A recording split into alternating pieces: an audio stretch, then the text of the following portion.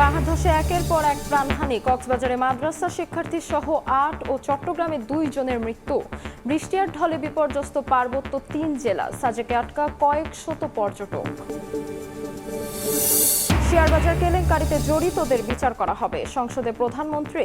বিনিয়োগকারীদের আস্থা ফেরাতে বদ্ধপরিকর সরকার, সুশাসন নিশ্চিতের অঙ্গীকার। গণভোটের রায় নিয়ে জাতির সঙ্গে প্রতারণা করছে বিএনপি। অভিযোগ জামায়াত আমিরের। দেশে আর রক্তপাত না চাইলে দ্রুত বাস্তবায়নের আহ্বান 11 দলের।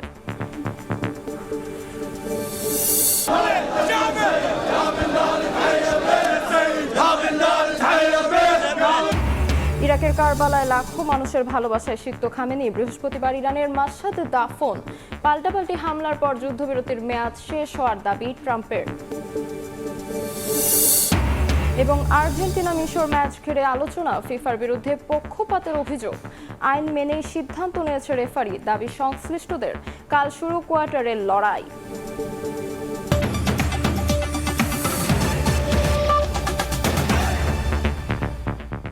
প্রবাসের সময়ের সঙ্গে আছে আমি তাজমিলা খান। পাহাড়ে ভারী বর্ষণে পাহাড় ধসে ঝরছে একের পর এক প্রাণ। কক্সবাজারের উখিয়ায় রোহিঙ্গা ক্যাম্পে মাদ্রাসা শিক্ষার্থী সহ ৮ জনের মৃত্যু হয়েছে। জীবিত উদ্ধার করা হয়েছে ৫ জনকে। এদিকে চট্টগ্রামের তসমাহিল ও জঙ্গল সলিমপুরে পাহাড় ধসে শিশু সহ ২ জন মারা গেছেন। ব্যাপক ক্ষয়ক্ষতি হয়েছে বান্দরবানে।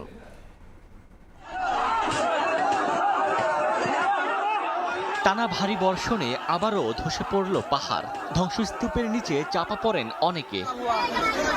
বুধবার কক্সবাজারের উখিয়ার রোহিঙ্গা ক্যাম্পে একটি মাদ্রাসার উপর ধসে পড়ে পাহাড়। এতে মাটি চাপা পড়ে ৮ জনের মৃত্যু হয়। ঘটনাস্থলে ফায়ার সার্ভিস পৌঁছে বেশ কয়েকজনকে জীবিত উদ্ধার করে। দুর্যোগকালীন অস্থায়ী আশ্রয়কেন্দ্র হিসেবে অনেক রোহিঙ্গা এখানে আশ্রয় নিয়েছিলেন। আর শিক্ষক পয়েন্ট মানে ফন্নাফরতে পয়েন্ট আসেল ওয়াল ভাঙে দিল তো সমস্ত মানুষ মারা গিয়ে আমরা যখন জানতে পারছি তখনই আমরা অ্যাম্বুলেন্স সার্ভিস নিয়ে চলে আসছি। রেফারেল করে রাখলে সেখান থেকে সেই সার্ভিস দেওয়া হয়েছে। আমরা প্রতিনিয়ত মাইকিং করি, সতর্ক করি পাহাড়ের পাদদেশ থেকে যেন নিরাপদ আশ্রয়ে চলে যায়, যেহেতু টানা বর্ষণ হচ্ছে। কিন্তু তারপরেও তাদের অসচেতনতার কারণে এই পাহাড় ধস হয়। পাহাড় ধসের ফলে ওরা চাপা পড়ে এবং এই দুর্ঘটনাগুলো হয়। এদিকে বান্দরবানে ভারী বৃষ্টিতে পাহাড় ধসে পড়েছে। এতে 6টি বসতঘর ভেঙে গেছে। ফায়ার সার্ভিস জানায় অব্যাহত বৃষ্টিতে ঝুঁকি নিয়েও পাহাড়ে বসবাস করছে শত শত পরিবার। শঙ্কা থাকায় অনেকেই সরে যান দুর্ঘটনা কবলিত এলাকা থেকে। ভারী বর্ষণ হচ্ছিল, আমরা একটা বিকট শব্দ শুনে দেখি পিছন থেকে ভেঙে চলে আসে করে একটা অনেক বড় বিকট শব্দ, এবং পুরো ভেঙে আমার পুরো একটা সাজানো গোছানো বাড়ি নতুন করছি, এটা পুরোটা একদম ভেঙে চুরমার হয়ে গেছে। এখন মাটি ধসে একেবারে সম্পূর্ণ ঘর বিধ্বস্ত হয়ে গেছে, মানে মালামাল সহ একেবারে বাসার মানুষ ছিল। ভালো ছিল যে আমরা 5 মিনিট আগেই বাসা থেকে বেরিয়ে গেছিলাম। বেলা 12:30টার দিকে চট্টগ্রাম নগরীর চশমাহিল এলাকার মেয়র গলিতে পাহাড়ের একাংশ ধসে গিয়ে এক শিশুর ওপর পড়ে। এতে সাইমা নামে 12 বছর বয়সী ওই শিশু মারা যায়। 1 ঘন্টা পর মাটির নিচ থেকে লাশ উদ্ধার করে ফায়ার সার্ভিস। এছাড়া জঙ্গল সলিমপুরে পাহাড় ধসে মারা যান আরও একজন। ওমর ফারুক, সময় সংবাদ। এদিকে টানা বৃষ্টিতে আবারও তলিয়ে গেছে বন্দরনগরী চট্টগ্রামের বিভিন্ন এলাকা। এতে চরম দুর্ভোগে পড়েছেন নগরবাসী। বৈরী আবহাওয়ার কারণে চট্টগ্রাম কক্সবাজার রুটে বন্ধ রয়েছে ট্রেন চলাচল। আস্ত একটি সড়ক ডুবে গেছে পানিতে। এরই মধ্যে ঝুঁকি নিয়ে চলছে যানবাহন। কোথাও আবার হাঁটু পানি মারিয়ে চলাচল করছে কর্মজীবী মানুষ। সকাল থেকে একটানা বৃষ্টিতে আবারও তলিয়ে গেছে চট্টগ্রাম নগরীর চকবাজার, কাতারগঞ্জ, আগ্রাবাদ, আনোয়ারা সহ বিভিন্ন এলাকা। জলাবদ্ধতায় তৈরি হয় চরম দুর্ভোগ। বৈরী আবহাওয়ার কারণে চট্টগ্রাম বিশ্ববিদ্যালয়ে ক্লাস পরীক্ষা স্থগিত করেছে প্রশাসন। রোডের মধ্যে তো প্রচুর পানি, বদ্রাটায় দড়িয়ে দিকে সব ডুবে গেছে, কাতালগঞ্জ সহকার। গাড়ি কোনো দিকে যাওয়া যাচ্ছে না জলাবদ্ধতার কারণে। চারিদিকে মানে পেট পর্যন্ত মানে গলা বন্ধ, 5 অফিসের পানি বেশি, অনেক কষ্ট হচ্ছে। গাড়ি চলানি যাচ্ছে না একবারে। জরুরি কাজটা যাওয়া যায় না, ওটার জন্য বেশি কষ্ট পাই। যারা পাহাড়ে থাকে তাদেরকে শেল্টার হাউসে নিয়ে আসার জন্য, এবং বিশেষ করে যেসব জায়গায় ড্রেনে এই যে পাহাড়ি ঢল আসার কারণে প্রচুর পরিমাণে বালি চলে এসেছে, ড্রেনগুলো আমরা আমাদের পরিচ্ছন্ন কর্মীরা ক্লিন করছে বিভিন্ন জায়গায়। রেল লাইনের বিভিন্ন জায়গা পানিতে তলিয়ে থাকায় চট্টগ্রাম কক্সবাজার রুটের সব ট্রেন চলাচল আপাতত বন্ধ রাখার সিদ্ধান্ত হয়েছে। সকালে বিশেষ ট্রেনে নগরীর ১৬ শহর জ্বালানি হাট সেকশনের প্লাবিত স্থান পরিদর্শন করেন রেল প্রতিমন্ত্রী। মূল লক্ষ্য হচ্ছে বড় কোনো দুর্ঘটনার হাত থেকে আমাদের যাত্রীদেরকে এবং রেলকে রক্ষা করা। সেই কারণে আমাদেরকে সেই সিদ্ধান্ত নিতে হয়েছে। এদিকে বন্যা পূর্বাভাস ও সতর্কীকরণ কেন্দ্র জানিয়েছে আগামী ৩ দিন হতে পারে ভারী বৃষ্টি। এতে নদ নদীর পানি বেড়ে 4 বিভাগে আকস্মিক বন্যা দেখা দিতে পারে। দেশের দক্ষিণ পূর্বাঞ্চলীয় পার্বত্য অববাহিকার বান্দরবান ও কক্সবাজার জেলার নিম্নাঞ্চলে বন্যা পরিস্থিতির অবনতি ঘটার আশঙ্কা রয়েছে আগামী 3 দিনে। একই সাথে চট্টগ্রাম, খাগড়াছড়ি ও ফেনী জেলার নিম্নাঞ্চলে স্বল্পমেয়াদী বন্যা পরিস্থিতির উদ্ভব হতে পারে আগামী 3 দিনে। আবহাওয়া দপ্তর বলছে দুপুর 12টা পর্যন্ত গত 24 ঘন্টায় চট্টগ্রামে 237.8 মিলিমিটার বৃষ্টিপাত রেকর্ড হয়েছে। চট্টগ্রাম 10 আসনের সংসদ সদস্য সাইদ আল নোমান নগরীর উত্তর আগ্রাবাদের পানোয়ালাপাড়া এলাকায় পানিবন্দী মানুষের মাঝে খাবার বিতরণ করেন। শফিকুল আলম, সময় সংবাদ, চট্টগ্রাম। ভারী বর্ষণ ও পাহাড়ি ঢলে বিপর্যস্ত 3 পার্বত্য জেলা। পানিবন্দী হাজারো মানুষ, পরিবার নিয়ে আশ্রয় কেন্দ্রে ঠাঁই নিয়েছে কয়েক শত পরিবার। সড়কের বেশ কয়েকটি জায়গা তলিয়ে যাওয়ায় সাজেকে আটকা কয়েক শত পর্যটক। কক্সবাজারে ভারী বৃষ্টিপাতে পাহাড় ধসের শঙ্কায় চলছে মাইকিং। 4 সমুদ্র বন্দরে চলছে 3 নম্বর সতর্ক সংকেত।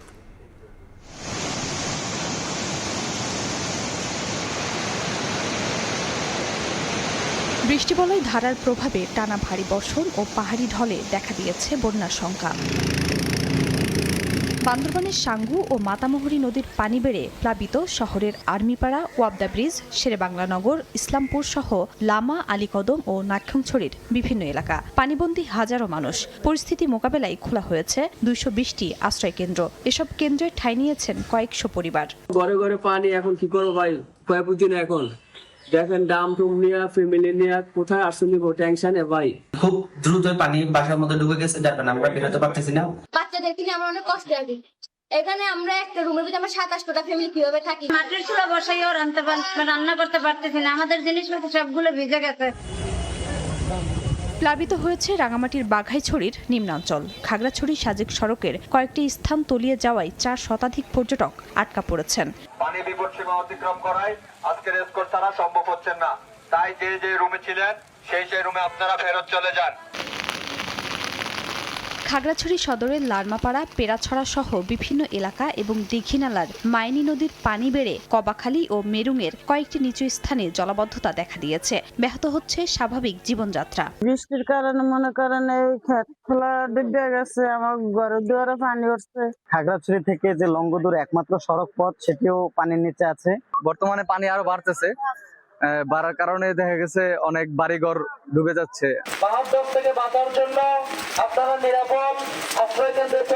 কক্সবাজারে ভারী বৃষ্টিপাতে পাহাড় ধসের শঙ্কায় ঝুঁকিপূর্ণ এলাকায় চলছে মাইকিং। সতর্কবার্তা প্রচারের পাশাপাশি খোলা হয়েছে আশ্রয় কেন্দ্র। বৃষ্টি ও জোয়ারে চকরিয়া, কুতুবদিয়া, মহেশখালী, টেকনাফ ও সেন্ট মার্টিনের নিম্নাঞ্চল প্লাবিত। 4 সমুদ্র বন্দরকে 3 নম্বর সতর্ক সংকেত দেখানো হয়েছে। তলিয়ে গেছে ব্রাহ্মণবাড়িয়া শহরের বেশিরভাগ সড়ক। ময়মনসিংহে বাসাবাড়ি, হাসপাতাল, শিক্ষা প্রতিষ্ঠান ও ব্যবসা প্রতিষ্ঠানে পানি ঢুকে স্বাভাবিক জীবনে ছন্দপতন ঘটেছে। জলমগ্ন এলাকা পরিদর্শন করেন সিটি কর্পোরেশনের প্রশাসক। আমরা ড্রেনের মুখগুলো দ্রুত সরাই দিচ্ছি, খালের মুখগুলো ময়লা সরাই দিচ্ছি। আমরা আশা করছি খুব দ্রুত পানি নেমে যাবে। বিভিন্ন জায়গায় পানি ইতিমধ্যে নেমে গেছে। এদিকে ঝালুকাঠির সুগন্ধা, বিষখালী, ধানসিঁড়ি, বাসন্ডা সহ 11টি নদ নদীর পানি স্বাভাবিকের চেয়ে 3 ফুট বৃদ্ধি পেয়েছে। গাইবান্ধায় ব্রহ্মপুত্র, ঘাগট, তিস্তা ও করতোয়া নদ নদীর প্রায় 25টি পয়েন্টে দেখা দিয়েছে তীব্র ভাঙন। খাদিজা স্বপ্না, সময় সংবাদ। প্লাবিত প্রত্যেক জেলায় 200 মেট্রিক টন চাল ও 10 লাখ টাকা এবং শুকনো খাবার বরাদ্দ দেওয়া হয়েছে বলে জানিয়েছেন ত্রাণ ও দুর্যোগ ব্যবস্থাপনা মন্ত্রী। বন্যা পরিস্থিতি মোকাবেলায় প্রতিনিয়ত মাঠ প্রশাসনের সঙ্গে যোগাযোগ করে সার্বিক তত্ত্বাবধান করা হচ্ছে বলেও সংসদে জানান মন্ত্রী। গত কয়েকদিন যাবৎ বিশেষ করে আমাদের বৃহত্তর চট্টগ্রাম এবং পাহাড়ি অঞ্চলে প্রচুর বৃষ্টিপাত হওয়ার কারণে অনেক অঞ্চল প্লাবিত হয়েছে। আমরা গতকালকে প্রত্যেকটি জেলায় 200 মেট্রিক টন করে চাল এবং 10 লক্ষ টাকা বরাদ্দ দিয়েছি এবং আমাদের কিছু শুকনো খাবার রয়েছে প্যাকেটজাত ওগুলো আমরা বিতরণ করতে বলেছি। প্রতিনিয়ত আমরা জেলা প্রশাসকদের সঙ্গে কথা বলছি, মাননীয় সংসদ সদস্যের সঙ্গে পরামর্শ করবে, এগুলো ওনারা বিতরণ করবেন। শেয়ার বাজার কেলেঙ্কারিতে জড়িতদের বিচার করা হবে বলে জানিয়েছেন প্রধানমন্ত্রী তারেক রহমান। সংসদে চলমান দ্বিতীয় অধিবেশনের প্রশ্নোত্তর পর্বে তিনি জানান, সুশাসন নিশ্চিত করে বিনিয়োগকারীদের আস্থা ফেরাতে সরকার বদ্ধপরিকর। জানান, প্রাথমিক ও মাধ্যমিক স্তরের শিক্ষকদের প্রশিক্ষণ সহ পর্যায়ক্রমে বেতন বৃদ্ধি করা হবে। 1996 এর পর আবারও 2010 সালের কেলেঙ্কারিতে ধস নামে শেয়ার বাজারে। বিনিয়োগকারীদের আস্থাহীনতায় ভঙ্গুর পুঁজিবাজার ধারাবাহিকভাবে আর শক্ত অবস্থানে দাঁড়াতে পারেনি। ধন্যবাদ মাননীয় সংসদ সদস্য। এবার পুঁজিবাজারের সংকট কাটাতে নড়ে চড়ে বসেছে সরকার। সংসদে প্রশ্নোত্তর পর্বে প্রধানমন্ত্রী জানান, বিনিয়োগকারীদের আস্থা ফেরাতে সুশাসন নিশ্চিত করা হবে, বিচার নিশ্চিত করা হবে কেলেঙ্কারিতে জড়িতদের। বলেন, বীমা খাতের অনিয়ম নিয়েও তদন্ত হচ্ছে। শেয়ার মার্কেটের পতন ঘটিয়ে হাজার হাজার বিনিয়োগকারীদের নিঃস্ব করার জন্য যারা দায়ী তাদের চিহ্নিত করা সহ তাদের বিরুদ্ধে আইনানুগ ব্যবস্থা গ্রহণে বর্তমান সরকার পরিকল্পনা গ্রহণ করেছে। মাননীয় স্পিকার, বর্তমান সরকার শেয়ার মার্কেটের স্থিতিশীলতা ফিরিয়ে আনা সহ বিনিয়োগকারীদের আস্থা পুনরুদ্ধারের জন্য বদ্ধপরিকর। সরকার ইতিমধ্যে বিনিয়োগকারীদের আস্থা বৃদ্ধিতে সুশাসন, স্বচ্ছতা, জবাবদিহিতা, পণ্যের বৈচিত্র্যকরণের মাধ্যমে বাজারের গভীরতা বৃদ্ধি, বিনিয়োগ শিক্ষার প্রসার ইত্যাদির মাধ্যমে উন্নত এবং টেকসই পুঁজিবাজার গঠনের উদ্যোগ গ্রহণ করেছে। আর এক প্রশ্নের জবাবে কৃষিজ উৎপাদন বাড়াতে সরকারের পদক্ষেপ তুলে ধরেন সংসদ নেতা। বর্তমান সরকার কৃষিকে সনাতনী আর শ্রমনির্ভর ব্যবস্থা থেকে বের করে নিয়ে এসে গবেষণা, আধুনিক প্রযুক্তি, উদ্ভাবন এবং যান্ত্রিকরণের মাধ্যমে একটি প্রযুক্তি নির্ভর, লাভজনক, প্রতিযোগিতামূলক এবং টেকসই খাতে রূপান্তরের লক্ষ্যে বেশ অনেকগুলো পদক্ষেপ গ্রহণ করছে। কুমিল্লা থেকে নির্বাচিত সংসদ সদস্য আবুল হাসনাতের প্রশ্নের জবাবে প্রধানমন্ত্রী বলেন, আগামী 5 বছরে শিক্ষা বাজেট 5% উন্নীত করা হবে। জানান, পর্যায়ক্রমে বেতন বাড়বে প্রাথমিক ও মাধ্যমিকের শিক্ষকদের।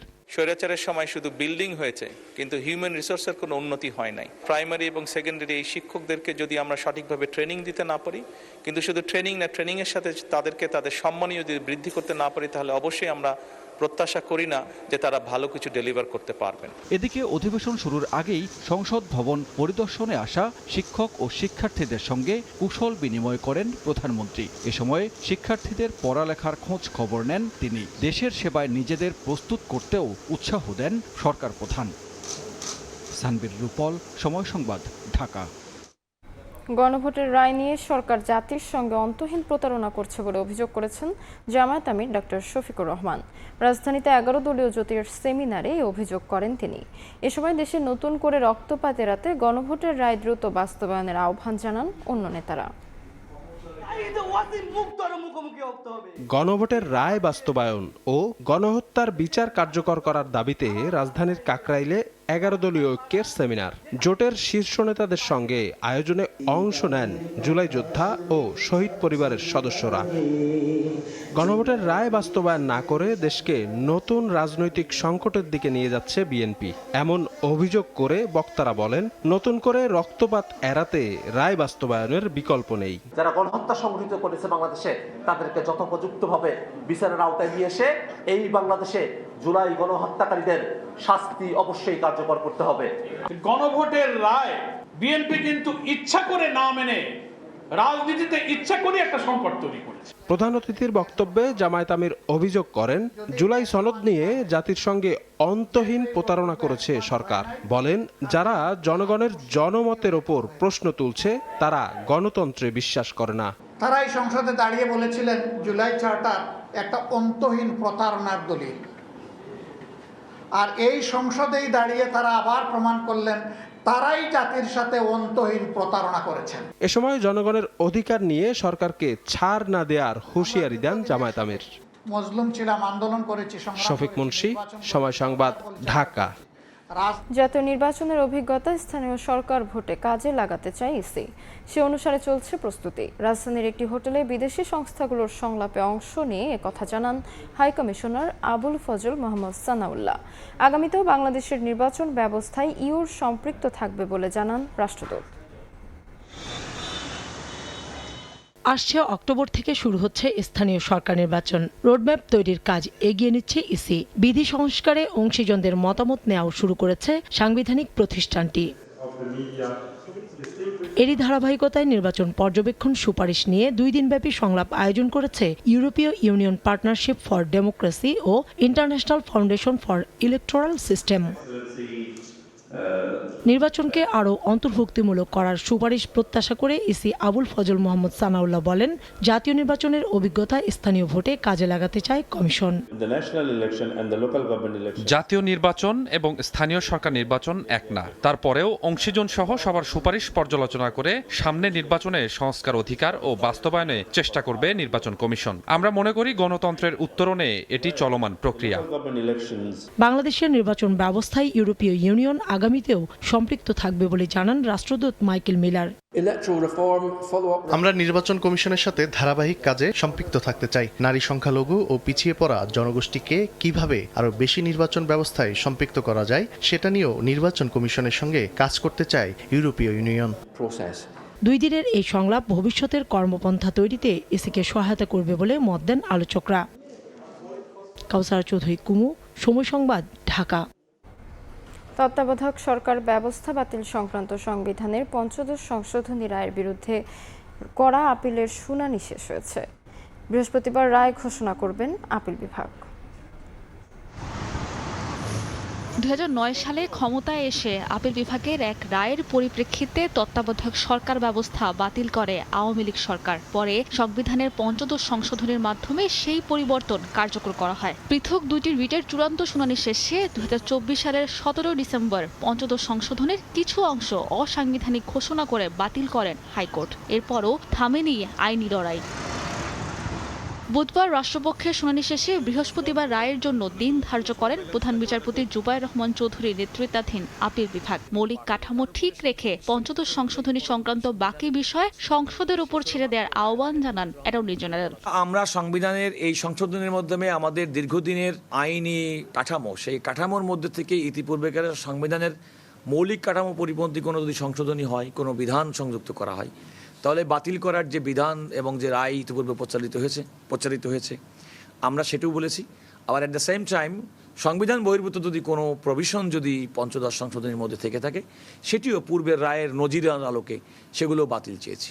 আপিলকারীর আইনজীবী শরীফ ভুইয়া বলেন, সংবিধানের ৫ম সংশোধনী ছিল প্রতারণামূলক, তাই এটি পুরোপুরি বাতিল হওয়া উচিত। অন্যদিকে সাংঘর্ষিক বিষয়গুলো বাতিল করে বাকি বিষয়গুলো সংসদের উপর ছেড়ে দেওয়ার আহ্বান জানান জামায়াতের আইনজীবী। ৫ম সংশোধনীর মাধ্যমে মূলত সংবিধানকে পুনর্লিখন করা হয়েছে। এটা একটা মেসি পরিবর্তন। এই জন্য এখানে দুটো দিক আছে। একটা দিক আছে যেগুলো আদালতের কাজ নয়, আর আরেকটা দিক আছে যেগুলো পার্লামেন্টের কাজ। আদালতের যে বিষয়গুলো উত্থাপিত হয়েছে সেগুলো যেন অসাংবিধানিক ঘোষণা করা হয়। আপিল বিভাগ এই ৫ম সংশোধনী পুরোটা বাতিল করবেন না, এটি আমাদের প্রত্যাশা। এই যে গণভোটের প্রক্রিয়াটা অনুসরণ করা হয়নি, এর কারণে পুরো সংশোধনীটাই প্রশ্নবিদ্ধ হয়েছে। এটা সংবিধানের সাথে এক ধরনের প্রতারণা হয়েছে। দেশে একটা কর্তৃত্ববাদী ব্যবস্থা চালু করার জন্য এটা করা হয়েছে এবং আরও যে সমস্ত সুরক্ষা আছে একটা সংশোধনী পাস করার, সেগুলো এখানে অনুসরণ করা হয়নি। 2025 সালের ডিসেম্বরে তৎকালীন প্রধান বিচারপতি সৈয়দ রেফাত আহমেদের নেতৃত্বাধীন আপিল বেঞ্চে কয়েকদিন ধরে এই বিষয়ে শুনানি হয়। জাতীয় নির্বাচন সামনে চলে আসায় তখন এই বিষয়ে কোনো চূড়ান্ত সিদ্ধান্ত দেননি তৎকালীন প্রধান বিচারপতির বেঞ্চ। সাবিনা মজুমদার, সময় সংবাদ, ঢাকা। মিশরকে ৩-২ গোলে হারিয়ে আর্জেন্টিনা কোয়ার্টার ফাইনাল নিশ্চিত করলেও এখনও আলোচনায় শ্বাসরুদ্ধকর সেই ম্যাচ। নানা বিতর্ক উস্কে দিয়ে আর্জেন্টিনা দলকে বাড়তি সুবিধা দেওয়ার অভিযোগ তুলেছেন মিশরের হেড কোচ হোসাম হাসান। শুধু কোচই নন, মিশরের ফুটবলার মোস্তফা জিকো রেফারিকে অন্যায্য ও নিষ্ঠুর বলে ক্ষোভ উগরে দিয়েছেন সামাজিক যোগাযোগ মাধ্যমে। আটলান্টা থেকে জানাচ্ছেন সাজিদ মুস্তাহিদ। ম্যাচের শুরু থেকেই দুর্দান্ত ছিল দ্য ফারাও খ্যাত মিশর, কিন্তু খাদের কিনারা থেকে ঘুরে দাঁড়ায় বিশ্ব চ্যাম্পিয়ন আর্জেন্টিনা। রোমেরো এবং লিওনেল মেসির ব্যাক টু ব্যাক গোলে সমতায় ফেরে আলবিসেলেস্তে, আর ম্যাচের একেবারে শেষ মুহূর্তে এনজো ফার্নান্দেজের হেডারে জয় নিশ্চিত করে আর্জেন্টিনা।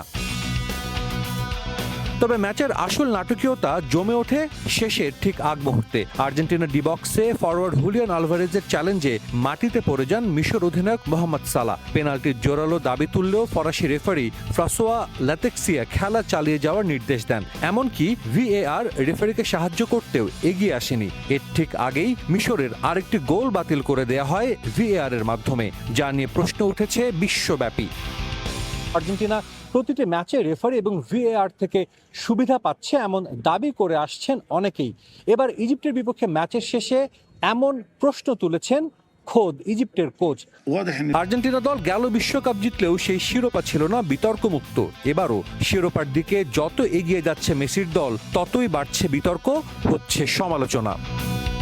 সাজিদ মুস্তাহিদ, সময় সংবাদ, আটলান্টা, যুক্তরাষ্ট্র। এবার দেশের বাইরের খবর। ইরাকের পবিত্র শহর নাজাফের পর কারবালায় নেওয়া হয়েছে আয়াতুল্লাহ আলী খামেনির মরদেহ। তাকে শেষ বিদায় জানাতে লাখো মানুষ জড়ো হয়েছেন শহরটিতে। আনুষ্ঠানিকতা শেষে খামেনির মরদেহ আবার ইরানে নেওয়া হবে। মাশহাদে চিরনিদ্রায় শায়িত হবেন খামেনি। বুধবার ইরাকের পবিত্র শহর নাজাফ পরিণত হয় জনসমুদ্রে। এদিন আয়াতুল্লাহ আলী খামেনির মরদেহ নেওয়া হয় ইমাম আলী আলাইহিসসালামের মাজারে। প্রিয় নেতাকে শেষ বিদায় জানাতে আগে থেকেই সেখানে জড়ো হন লাখো মানুষ। নাজাফে আনুষ্ঠানিকতা শেষে আলী খামেনির মরদেহ কুফা সেতু, সাউরাত আল আশরিন মোড় ও আল সাদরিন স্কয়ার অতিক্রম করে কারবালায় নেওয়া হয়। সেখানে প্রথমে হজরত ইমাম হোসেন আলাইহিসসালাম এবং পরে হজরত আব্বাস আলাইহিসসালামের পবিত্র মাজারে নিয়ে যাওয়া হয় মরদেহ। পবিত্র স্থানে অনুষ্ঠিত হয় বিশেষ বিদায়ী আনুষ্ঠানিকতা। শোকযাত্রার পুরো পথ জুড়ে স্থাপন করা হয় শোকতাবু। কারবালার প্রধান সড়ক, চত্বর ও গুরুত্বপূর্ণ স্থানগুলো কালো পতাকায় ছেয়ে যায়। ধর্মীয় শোকগাথা, দোয়া ও বিদায় অনুষ্ঠানের মধ্য দিয়ে শেষ বিদায় জানান অংশগ্রহণকারীরা। বিপুল জনসমাগমে শহরের বিভিন্ন স্থানে সৃষ্টি হয় তীব্র যানজট। ইরাকের বিভিন্ন অঞ্চল ছাড়াও বিদেশ থেকে আসা অসংখ্য শোকাহত মানুষ এতে অংশ নেন।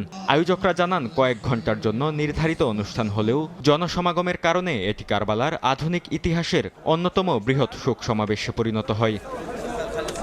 কারবালার আনুষ্ঠানিকতা শেষে খামেনির মরদেহ আবার ইরানে নেওয়া হবে। বৃহস্পতিবার জন্মস্থান মাশহাদে ইমাম রেজা আলাইহিসসালামের পবিত্র মাজার প্রাঙ্গণে আয়াতুল্লাহ আলী খামেনিকে দাফন করার কথা রয়েছে। বরকতুল্লাহ, সময় সংবাদ। দেখছেন প্রবাসের সময়, সঙ্গেই থাকুন।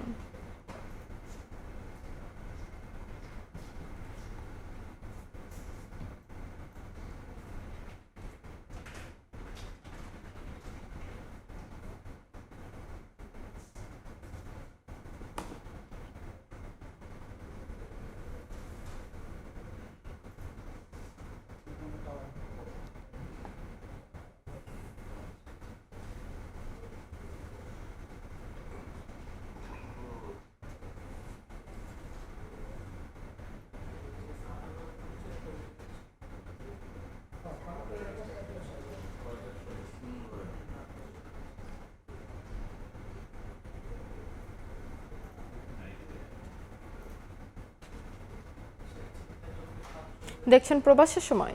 জীবনের শেষ সত্য মৃত্যু, আর সেই মৃত্যু ঘিরেই কোনো প্রশ্ন থাকলে তার কারণ জানতে প্রয়োজন হয় ময়নাতদন্ত। কিন্তু ঢাকা মেডিকেল কলেজ হাসপাতালের মর্গ ঘিরে উঠছে নানা প্রশ্ন। ময়নাতদন্তের জন্য প্যাকেজ সিস্টেমে টাকা হাতে নিচ্ছে সিন্ডিকেট। ভোগান্তির শেষ নেই স্বজনদেরও। ময়নাতদন্তের অনিয়ম নিয়ে খলিলুর রহমানের ছবিতে কামরুল হাসানের 2 পর্বের ধারাবাহিক প্রতিবেদনের আজ শেষ পর্ব। বাইরে দুয়াইলে তো আপনার টাকা দিতে, ওই হিসাবে একটা প্যাকেজ ধরে। এক এক জায়গায় এক এক সিস্টেম, পুরো প্যাকেজ। প্রতিদিন রাজধানী সহ দেশের বিভিন্ন স্থান থেকে অস্বাভাবিক মৃত্যুর পর মরদেহ আসে ঢাকা মেডিকেল কলেজের মর্গে। আইন অনুযায়ী ময়নাতদন্ত একটি সরকারি প্রক্রিয়া। এই প্রক্রিয়ায় কোনো প্রকার অর্থ আদায়ের সুযোগ নেই। কিন্তু ঢাকা মেডিকেল কলেজ হাসপাতালের মর্গে ময়নাতদন্ত চলে প্যাকেজ সিস্টেমে, যেখানে রয়েছে মরদেহ গোসল করানো, কাফন, কফিন ও পরিবহনের জন্য অ্যাম্বুলেন্স সার্ভিস। আর এই সার্ভিসের মূল্য শুরু হয় 20,000 টাকা থেকে। দর কষাকষি করে এই প্যাকেজ 15 থেকে 16,000 টাকায় দফা রফা হয়। পুরো প্যাকেজ কত কত এক এক জায়গায় এক এক সিস্টেম। আপনার নিবেন আড়াই গাড়ি করে বাঁচতে দিবেন, তার থেকে একটু কম হবে না। খরচের কোনো ইয়ে নেই। ঘটনা হলো যে আসলে তখন বড় ভাই আছে উনি কত অভিযোগ রয়েছে ঢাকা মেডিকেল কলেজ হাসপাতালের মর্গকে ঘিরে গড়ে উঠেছে ৩ সদস্যের সিন্ডিকেট, যার নেপথ্যে রয়েছে সেকান্দার নামের এক ব্যক্তি, যিনি একসময় মর্গেরই ইনচার্জ ছিলেন। সরকারি চাকুরি বিধি অনুযায়ী ৩২ বছর চাকরি শেষ করলেও নিজের আধিপত্য ধরে রাখতে ছাড়েননি মর্গের রাজত্ব। বর্তমানে ঢাকা মেডিকেল কলেজ হাসপাতালের মর্গে সরকারি নিয়োগপ্রাপ্ত হয়ে কাজ করেন সেকান্দারের আপন ভাই বাবুল ও রামু। এর মধ্যে বাবুল হাসপাতালের অফিস সহকারী হলেও তিনি বেশিরভাগ সময় বসে থাকেন মেডিকেলের মর্গে। ওই দেখা যায় আপনার কাজ করলে আপনি ২-৪-৫০০ টাকা দিবেন, নাহলে এই কাজ করে আমরা লাভ কি? নাহলে তো আপনি আরেক জায়গায় ডিউটি করে বেতনটাই পাবো, বাড়তি বেতনের লেগে তো ২টা পয়সার জন্য এনে কাজ করি। একদিকে আপনজনের মৃত্যু শোক, অন্যদিকে মর্গে এলে আর্থিক চাপ, এ যেন এক দিশেহারা অবস্থা স্বজনদের। ৭,০০০ টাকার কথা বলছে, এখন দেখি যদি কেমন নেয়, ৫০০ টাকা বেশি নিলে এদের টাকা নিয়ে এখানে আইসে টাকা দিয়েছে, দিল ২০০ টাকা দেওয়ার পর খাইয়া নিতে লাশ আইন বিপদে এখন টাকা লাগবো না, টাকা লেগে লাশ দেয় না মর্গে থেকে। ১,০০০ টাকা দিচ্ছি, আমি কইছি যেন লাশটারে একটু সিলিগুলো সুন্দর করে দিবা, যাতে বড় না দেখা। আমি তো দায়িত্ব নিয়েছি রিসেন্টলি, কয়েকদিনের মধ্যে এই ধরনের কোনো ঘটনা ঘটেছে কিনা আমার জানা। এখানে কোনো খরচের প্রশ্নই নাই, খরচ হচ্ছে পুলিশের ব্যাপার, এটা পুলিশ নিয়ে আসবে বডি, পুলিশ সবকিছু করবে, এটা দায়িত্ব পুলিশের, আমাদের দায়িত্ব হচ্ছে পোস্টমর্টেম করা। প্রায় একই দশা রাজধানীর সলিমুল্লাহ মিটফোর্ড মেডিকেল কলেজ হাসপাতালের মর্গের। এই মর্গে শ্যামল নামে এক ব্যক্তি কাজ করেন, যিনি আউটসোর্সিংয়ে নিয়োগপ্রাপ্ত। মর্গকে ঘিরে অনিয়মের বিষয়ে বক্তব্য জানার চেষ্টা করলেও তিনি ক্যামেরায় কথা বলতে রাজি হননি। আমি আমার কোনো পার্সোনাল দিব না, একটু কথা বলে আসেন তারপরে কথা। অন্যদিকে ময়নাতদন্ত রিপোর্টে গরমিল হলে বাধাগ্রস্ত হতে পারে ন্যায় বিচার। কামরুল হাসান, সময় সংবাদ, ঢাকা। হাতিরঝিল যেন লাশের ডাম্পিং স্টেশন, প্রতি মাসেই মিলছে মরদেহ। বুধবারও ভেসে ওঠে একজনের লাশ। পুলিশ জানিয়েছেন নিহতের বয়স ৬০ বছরের মতো। পরিচয় শনাক্তের চেষ্টা চলছে। রাজধানীর হাতিরঝিল নান্দনিকতার মাঝে আছে কালো দাগও। প্রায় প্রতি মাসেই মিলছে মরদেহ। খুন করার পর লাশ ঝিলে ফেলে যাচ্ছে অপরাধীরা। বুধবার হাতিরঝিলে ভেসে ওঠে একটি মরদেহ। ভিড় জমে যায় সাধারণ মানুষের। খবর পেয়ে মরদেহ উদ্ধার করে পুলিশ। লাশটা ছিল এমনি উবুত করে, এরকম মাথাটা নিচ দিয়া, পিঠটা খালি পিঠটার অল্প একটু দেখা যায়, আর এই মাথাটা এতটুকু দেখা যায়। এরকম মৃত্যু জানি আল্লাহ কেউ না দেয়, যার মৃত্যু যেখানে দেয় সে ভালোভাবে জানি হয়। পুলিশ জানিয়েছে নিহতের বয়স আনুমানিক ৬০ বছর। পরিচয় শনাক্তে কাজ চলছে। মৃত্যুর কারণ জানতে ময়নাতদন্তের জন্য লাশ ঢাকা মেডিকেল হাসপাতালের মর্গে পাঠানো হয়েছে। রেইনবো ক্রসিং সংলগ্ন ১ নম্বর হচ্ছে হাতিরঝিল যে ব্রিজটা আছে, ব্রিজের নিচ থেকে। হ্যাঁ, ভাসমান অবস্থায় ছিল। বয়স আনুমানিক 65, বয়স্ক, দাড়ি পেকে গেছে, এরকম এটা অনুমান করা হচ্ছে। সবকিছু অনুমান, এখনো কিছু জানা যায়নি। চলতি বছর হাতিরঝিল থেকে অন্তত ৫টি মরদেহ উদ্ধার করেছে পুলিশ। নাইম হাসান, সময় সংবাদ, ঢাকা। প্রধানমন্ত্রীর গাড়ি বহর এলেই এক হাতে ধানের শীষ নিয়ে অপেক্ষা করা নিরাপত্তা প্রহরী আব্দুস সালাম পেলেন তারেক রহমানের উপহার। এ ঘটনায় রীতিমতো বিস্মিত সালাম। ব্যস্ত নগরীতে এত মানুষের ভিড়ে একজন নিরাপত্তা প্রহরীকে মনে রাখায় আবেগ আপ্লুত তিনি। সালামের প্রত্যাশা, প্রধানমন্ত্রী তারেক রহমান হয়ে উঠবেন বাংলাদেশের প্রাণ।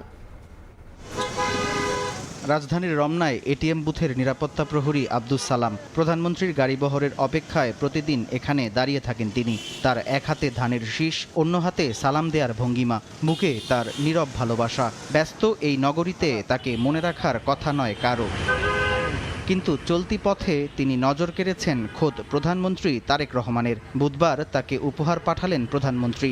অতিরিক্ত প্রেস সচিব আতিকুর রহমান এসে তার হাতে তুলে দেন উপহার। খোঁজ নেন শারীরিক অবস্থা ও পরিবারের। প্রধানমন্ত্রীর উপহার পেয়ে আবেগাপ্লুত আব্দুস সালাম বলেন, ছোটবেলা থেকেই ভালোবাসতেন শহীদ প্রেসিডেন্ট জিয়াউর রহমান ও প্রয়াত প্রধানমন্ত্রী বেগম খালেদা জিয়াকে। সেই শ্রদ্ধার রেশ থেকেই তারেক রহমানের প্রতি তার মমত্ব। দুজন পাঠাচ্ছে, আমার জন্য লুঙ্গি আর পাঞ্জাবি দিয়ে গেছে, এই জন্য অনেক খুশি, আমি মহা খুশি। প্রধানমন্ত্রী আমি এত ভালোবাসে আমি বাঁচতে পারি না কখনো। আমার কিছু চাপও নাই, আমি দল ভালোবাসি, ওনার প্রধানমন্ত্রীর মাকে ভালোবাসতাম, বাপকে ভালোবাসতাম, এখন ওনাকে ভালোবাসি। পাবনার নগরবাড়ি ঘাট এলাকার বাসিন্দা আব্দুস সালাম একসময় ছিলেন গাড়ি চালক। শারীরিক অসুস্থতায় সে পেশা ছেড়ে এখন নিরাপত্তা প্রহরী। তার প্রত্যাশা প্রধানমন্ত্রী তারেক রহমান হয়ে উঠবেন বাংলাদেশের প্রাণ। সামদানি প্রত্যয়, সময় সংবাদ, ঢাকা। বাংলাদেশে নতুন করে কাউকে শেখ হাসিনা হতে দেওয়া হবে না বলে মন্তব্য করেছেন এনসিপির উত্তরাঞ্চলের মুখ্য সমন্বয়ক সার্জিস আলম। বুধবার বিকেলে টাঙ্গাইলের কালীহাতিতে জুলাই পদযাত্রা ও পথসভার বক্তব্যে কথা বলেন তিনি। কাজের মধ্য দিয়ে হারানো গৌরব এবং সম্মান ফিরিয়ে আনতে আইনশৃঙ্খলা বাহিনীর প্রতি আহ্বান জানান সার্জিস আলম।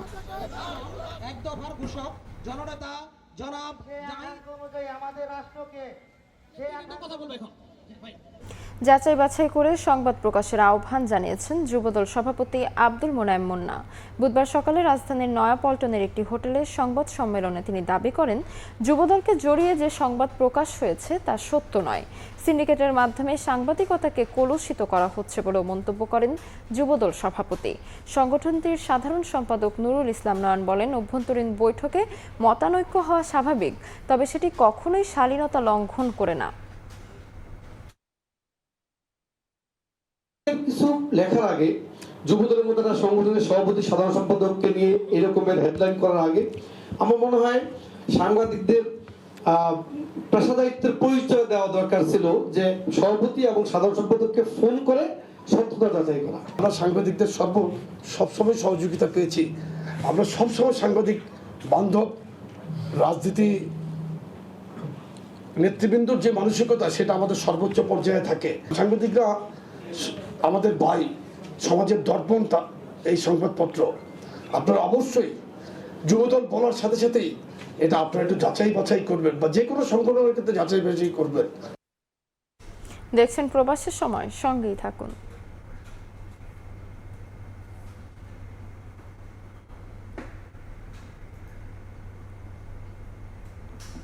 আচ্ছা আচ্ছা,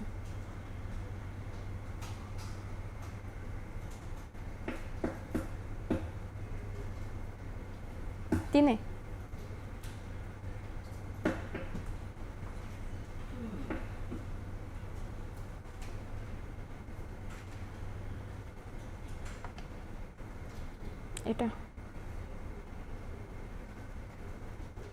এটা ওয়েলকাম ব্যাক টু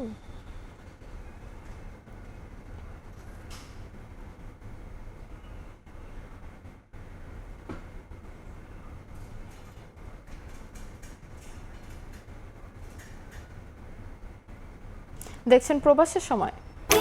মনের মতো ডিজাইন আর stylish collection, Regal furniture, furnish your dream. অবৈধ বিদেশ যাত্রা ও প্রতারণা বন্ধে এবার দেশের সব রিক্রুটিং এজেন্সিকে বিভিন্ন ক্যাটাগরিতে ভাগ করতে যাচ্ছে সরকার। সময় সংবাদকে একথা জানিয়েছেন প্রবাসী কল্যাণ প্রতিমন্ত্রী। তবে বাইরের নেতাদের সংখ্যা এমন উদ্যোগের নতুন উদ্যোক্তাদের সুযোগ বন্ধের পাশাপাশি শ্রমবাজার চলে যাবে গুটি কয়েকজনের হাতে। সাইফুল ইসলামের রিপোর্ট।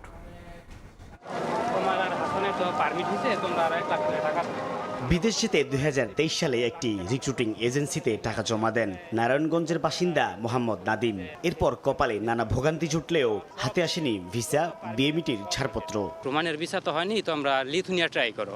তারপরে বলতেছে যে লিথুনিয়াটা হইব না, তোমরা ক্রোয়েশিয়া ট্রাই করো। পরে বলতেছে যে এটার ভিসার ইয়াটা ভালো না, তোমরা ফ্রান্সে একটা ভালো একটা চান্স আছে, তোমরা যেহেতু কাজ জানো, ওয়ার্লিংয়ের কাজ জানো, তোমরা ওইটার ভিতরে ট্রাই করতে পারো। কয়েক মাস ধরে আমরা কল দিতেছি, কলও ধরে না। এমনকি লাস্ট 2-3 বার অফিসে গেছি, অফিসে গিয়ে কাউকে আমরা পাইনি। তার মতো অনেকেই আছেন পরিবারকে সচ্ছল করার আশায় নিজেকে উজাড় করলেও এজেন্সির গাফিলতি প্রতারণায় হয়েছেন নিঃস্ব। দালালের খপ্পরে পড়ে হয়েছেন লাশ, পড়েছেন জিম্মি দশায়। কারো জীবন বিপন্ন হয়েছে ভূমধ্যসাগরে, মরুভূমিতে। এমন ঘটনাচক্র বন্ধে এবার অসাধু এজেন্সির বিরুদ্ধে সরকার কঠোর হতে যাচ্ছে বলে সময় সংবাদকে জানান প্রবাসী কল্যাণ প্রতিমন্ত্রী। টাকা দিচ্ছে, প্রচারিত হচ্ছে, সেগুলো আবার আমাদের সালিসি ব্যবস্থা করতে হচ্ছে। তো সেই ক্ষেত্রে আমরা যদি একটু গ্রেডিংটা করতে পারি এই লাইসেন্সগুলো, তাহলে এই খাতে একটা শৃঙ্খলা আনতে পারবে। প্রবাসী মন্ত্রণালয়ের তথ্য, দেশে বর্তমানে নিবন্ধিত রিক্রুটিং এজেন্সি রয়েছে 2836টি। এসব প্রতিষ্ঠানের বিগত দিনের কার্যক্রম বিশ্লেষণ করে ভাগ করা হবে বিভিন্ন ক্যাটাগরিতে, যেন বিএমইটির ওয়েবসাইটে দেখে ভালো এজেন্সিতে যোগাযোগ করতে পারে বিদেশগামীরা। যারা ভালো কাজ করছে, আমাদের দেশের মানুষের জন্য সম্মানজনক কর্মসংস্থান সৃষ্টি করছে দেশের বাইরে, তাদের কাজের পারফরমেন্সের ভিত্তিতে লাইসেন্সগুলোকে একটা গ্রেডিং পদ্ধতির মধ্যে নিয়ে আসা। তবে সরকারের এমন উদ্যোগ এখানে নতুন ব্যবসায়ীদের সুযোগ যেমন বন্ধ করবে, তেমনি শ্রমবাজার চলে যাবে গুটি কয়েক এজেন্সির দখলে, এমন শঙ্কা উদ্যোক্তাদের। সরকার যদি এটা ভালো মনে করে নিশ্চয়ই এটা করবে, তবে ব্যাপকভাবে পরীক্ষা নিরীক্ষা করা উচিত। এই ক্যাটাগরিতে নিলেন, সেই যে অনিয়ম করবে না এটার গ্যারান্টি তো আপনি দিতে পারবেন না।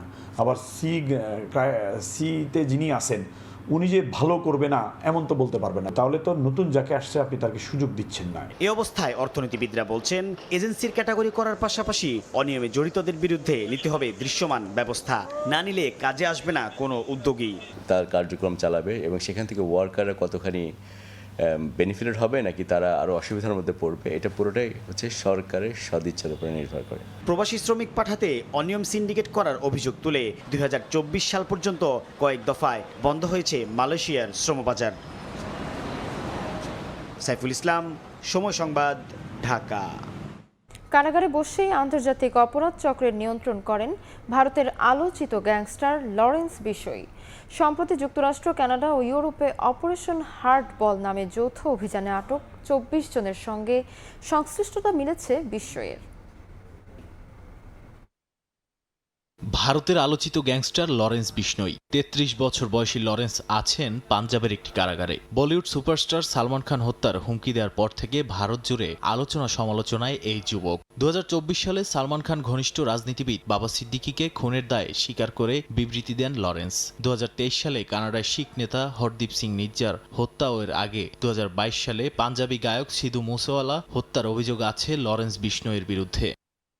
ছাত্র জীবন থেকে গ্যাংস্টার হয়ে ওঠা লরেন্স বিশনোইয়ের জীবন শুধু সিনেমার গল্প নয়, তার চেয়ে অনেক বেশি। শুধু ভারত নয়, যুক্তরাষ্ট্র, কানাডা ও ইউরোপেও রয়েছে লরেন্স বিশনোই গ্যাংয়ের বিশাল নেটওয়ার্ক। এর মধ্যে লরেন্স পেয়ে গেছেন আন্তর্জাতিক গ্যাংস্টারের তকমা।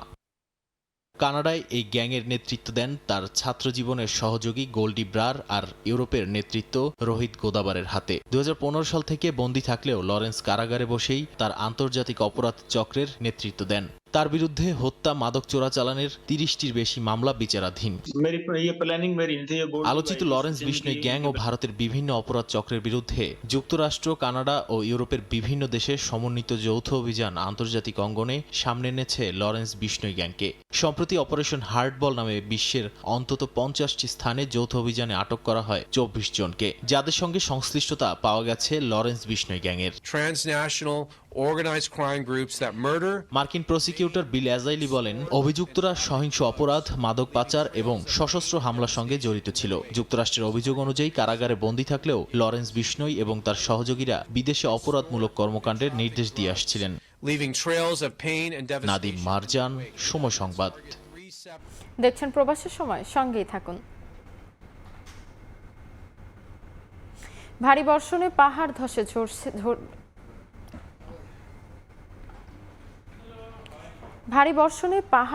ঝরছে একের পর এক প্রাণ। কক্সবাজারের উখিয়ার রোহিঙ্গা ক্যাম্পে মাদ্রাসা শিক্ষার্থী সহ 8 জনের মৃত্যু হয়েছে। জীবিত উদ্ধার করা হয়েছে 5 জনকে। এদিকে চট্টগ্রামের চশমা হিল ও জঙ্গল সলিমপুরে পাহাড় ধসে শিশুসহ 2 জন মারা গেছেন। ব্যাপক ক্ষয়ক্ষতি হয়েছে বান্দরবানেও।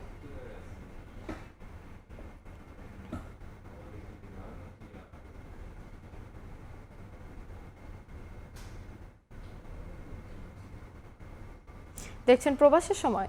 যুক্তরাষ্ট্রের ফিলাডেলফিয়ায় অস্ত্রধারীদের গুলিতে মাহফুজুল হক নামে এক প্রবাসী বাংলাদেশি নিহত হয়েছেন। স্থানীয় সময় মঙ্গলবার রাতে খাবার ডেলিভারি দেওয়ার সময় মুখোশধারীরা তাকে লক্ষ্য করে গুলি চালায়। 43 বছর বয়সী মাহফুজুল হক নর্থ ইস্ট ফিলাডেলফিয়ার বাসিন্দা ছিলেন। আলসাম উইলো গ্রোভে কাজ করতেন তিনি। পুলিশ জানায় সাউথ ইথান স্ট্রিটের একটি ব্লকে মাথার পেছনে গুলিবদ্ধ অবস্থায় পড়েছিলেন মাহফুজুল। পরে উদ্ধার করে হাসপাতালে নেওয়া হলে চিকিৎসক তাকে মৃত ঘোষণা করেন। ঘটনাস্থল থেকে তার গাড়ি, ডেলিভারি ব্যাগ এবং গুলির 2টি খোসা উদ্ধার করা হয়। প্রাথমিক তদন্তে একে পরিকল্পিত হত্যাকাণ্ড বলে ধারণা করছে পুলিশ। দক্ষিণ আফ্রিকায় সন্ত্রাসীদের গুলিতে নিহত হয়েছেন মোহাম্মদ ইয়াসিন নামে এক প্রবাসী বাংলাদেশি ব্যবসায়ী। নিজ ব্যবসা প্রতিষ্ঠান বন্ধ করে বের হওয়ার সময় পোর্ট এলিজাবেথে হামলার শিকার হন তিনি। মঙ্গলবার রাত 8:30টার দিকে দক্ষিণ আফ্রিকার পোর্ট এলিজাবেথ শহরে নিজের ব্যবসা প্রতিষ্ঠান বন্ধ করার সময় ওত পেতে থাকা অস্ত্রধারী সন্ত্রাসীরা মোহাম্মদ ইয়াসিনকে লক্ষ্য করে কয়েক রাউন্ড গুলি চালায়। হামলার পরপরই সন্ত্রাসীরা পালিয়ে যায়। তবে কী কারণে এই হত্যাকাণ্ড ঘটানো হয়েছে তা এখনও নিশ্চিত বলতে পারেনি স্থানীয় পুলিশ। নিহত ইয়াসিনের বাড়ি নোয়াখালীর মাইজদিতে। দীর্ঘদিন ধরে তিনি দক্ষিণ আফ্রিকার পোর্ট এলিজাবেথ শহরে ব্যবসা করে আসছিলেন। বর্তমানে তার মরদেহ পুলিশ হেফাজতে রয়েছে। প্রয়োজনীয় প্রশাসনিক প্রক্রিয়া শেষে দ্রুতই মরদেহ বাংলাদেশে পাঠানো হবে বলে জানিয়েছেন স্বজনরা। সংযুক্ত আরব আমিরাতে ভিসা জটিলতা নিরসনে বাংলাদেশ সরকারকে কূটনৈতিক পদক্ষেপ নেওয়ার আহ্বান জানিয়েছেন দেশটিতে বসবাসরত প্রবাসীরা। সরকারের কার্যকরী উদ্যোগে আমিরাতের শ্রম বাজারে নতুন সুযোগ সৃষ্টি হতে পারে বলে আশা প্রকাশ করেন তারা। শিবলি আল সাদিকের রিপোর্ট। উপসাগরীয় অঞ্চলে কয়েক মাসের অস্থিরতার পর স্বাভাবিক পরিস্থিতি ফিরে এসেছে সংযুক্ত আরব আমিরাতে। পর্যটন খাতকে আরও গতিশীল করতে আমিরাত সরকার Indonesia, Vietnam, Thailand, Philippines, Kenya, দক্ষিণ আফ্রিকা ও ভারতের নাগরিকদের জন্য বিশেষ ভিসা সুবিধা চালুর উদ্যোগ নিয়েছে। তবে এই তালিকায় বাংলাদেশের নাম না থাকায় হতাশ প্রবাসীরা। নতুন ভিসা তো হচ্ছেই না, সাথে সাথে নবায়নগুলো হচ্ছে না। প্রবলেমগুলো যাতে আমরা অচিরেই আমাদের জিরো টলারেন্সে নিয়ে আসতে পারি, তাহলে আমাদের এই ভিসা সংকটটার সমাধান অতি তাড়াতাড়ি হবে। এখানে যে আমরা যে জটিলতা পড়ছি সেটা হচ্ছে আমাদের ভিসার যে রেনুয়াল একেবারেই বন্ধ হয়ে গেছে। এখন কিছু কিছু রেনুয়াল হচ্ছে। আমাদের সরকার পররাষ্ট্র মন্ত্রণালয় থেকে আমাদের এখানে কূটনীতিক যারা আছে, Bangladesh embassy, Bangladesh consulate general, ওনারা সাধ্যমতো চেষ্টা করতেছেন এই জটিলতাগুলো থেকে বাইরে আসার জন্য। প্রবাসীরা বলছেন মালয়েশিয়ার শ্রমবাজার নিয়ে সরকার এরই মাঝে কার্যকর উদ্যোগ নিয়েছে। পাশাপাশি সৌদি আরব সফরেরও আমন্ত্রণ পেয়েছেন প্রধানমন্ত্রী তারেক রহমান। তাই তাদের প্রত্যাশা দীর্ঘদিনের ভিসা জটিলতা নিরসনে উদ্যোগ নেবেন প্রধানমন্ত্রী। ভিসা জটিলতার কারণে আমরা ধারণা করছি যদি এটা খুব শীঘ্রই সমাধান করা না যায়, তে আমরা 2 থেকে 3 লক্ষ বাংলাদেশি থেকে হারাতে বসছি। আমাদের শ্রমবাজারের বিশাল একটা দোষ আসবে। না পারতেছি ভিসা ক্যান্সেল করতে, না পারতেছি ভিসা নতুন করে রিনিউয়াল করতে।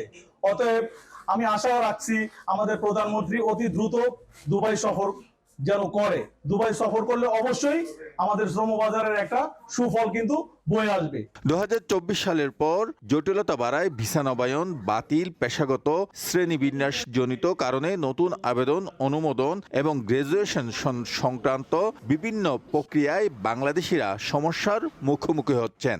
বাংলাদেশ থেকে মানুষ এখানে আসতে চাচ্ছে, সেটাও আসতে পারতেছে না। তো আমার মনে হচ্ছে এমন ভাবে যদি চলতে থাকে তাহলে বাংলাদেশিরা অল্প সময়তেই খুব বিপদে পড়ে যাবে। দক্ষ শ্রমিকের অভাবে এবং বাংলাদেশের শ্রমিকের অভাবে প্রতিষ্ঠানগুলো বন্ধ হয়ে যাচ্ছে এবং তারা লস টানতেছে।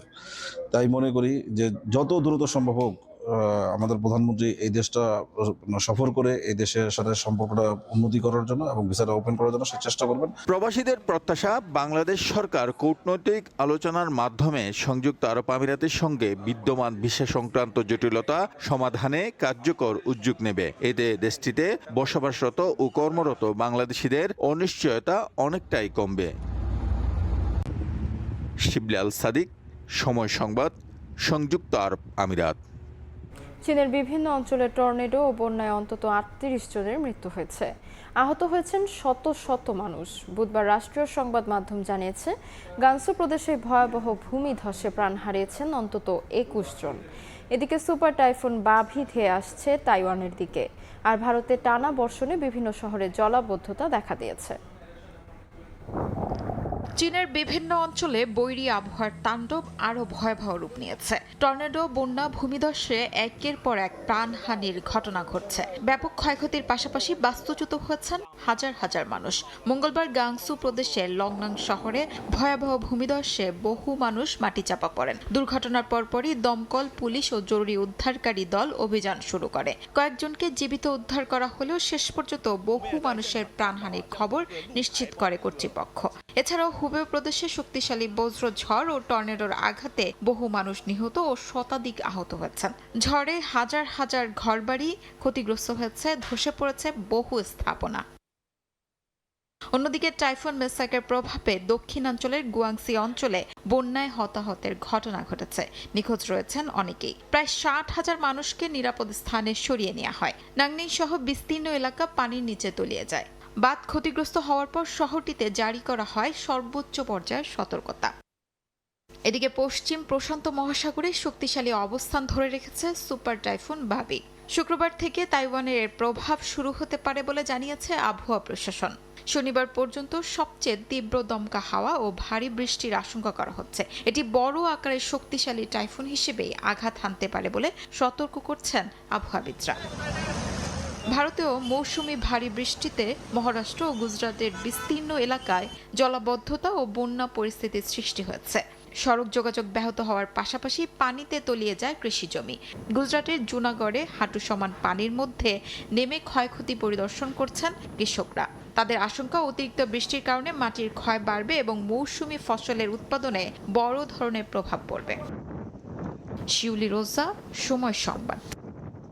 বিদেশি ভ্রমণকারীদের জন্য নতুন ডিজিটাল প্যাকেজ ভিসা চালু করল সৌদি আরব।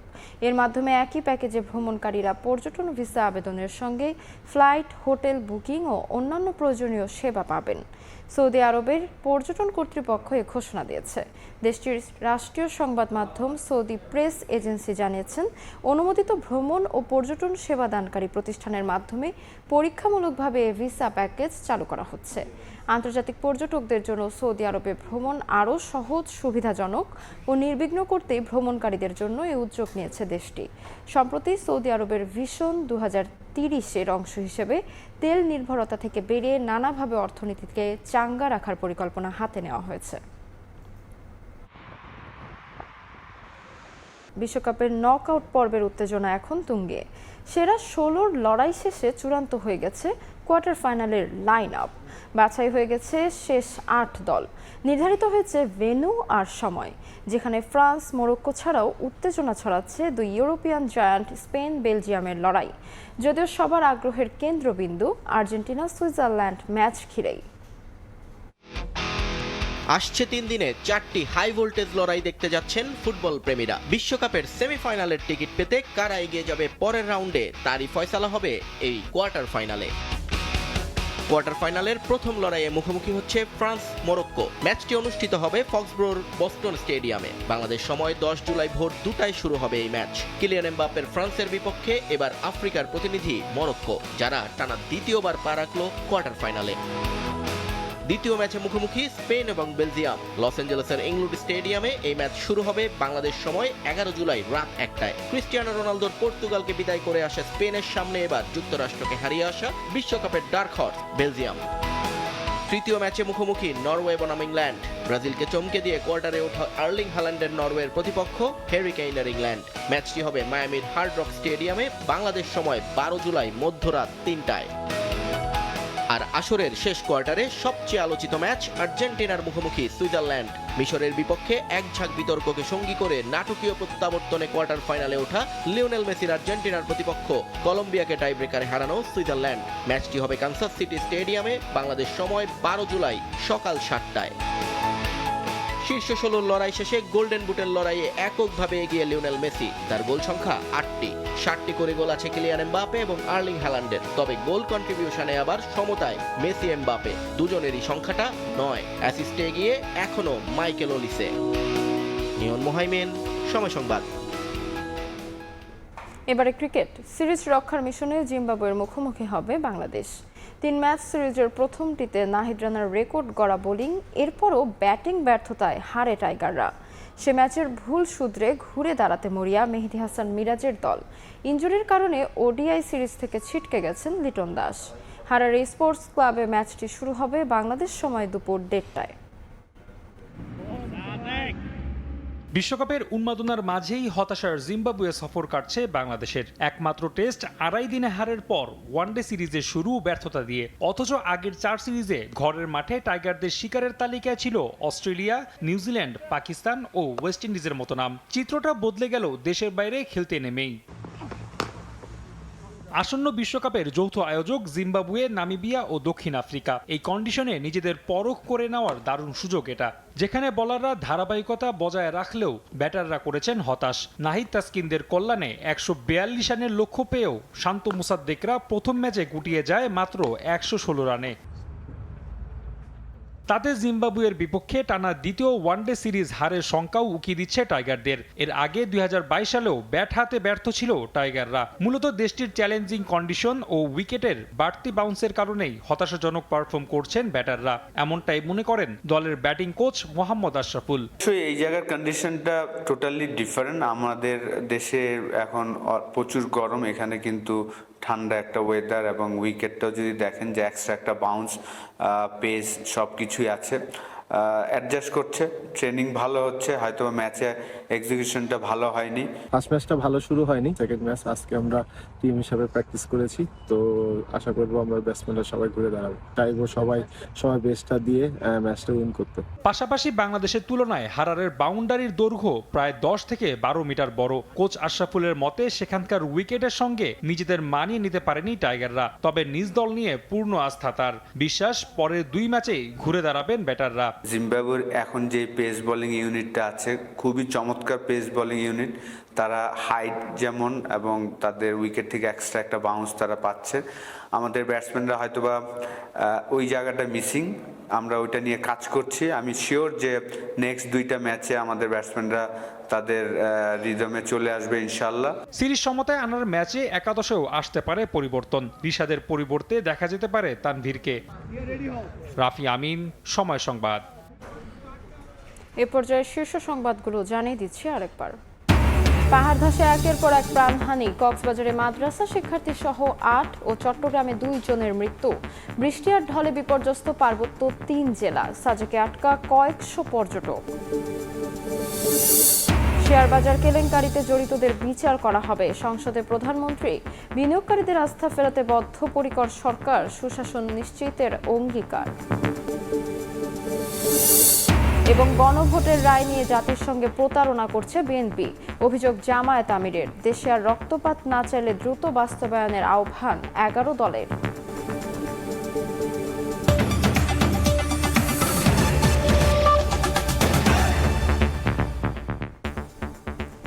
এই ছিল প্রবাসের সময়। দর্শক, বিশ্বকাপ ফুটবলের মহাযজ্ঞ সরাসরি সম্প্রচার করছে সময় টেলিভিশন। দেখতে চোখ রাখুন সময়ের পর্দায়, সঙ্গে থাকুন সময়ের।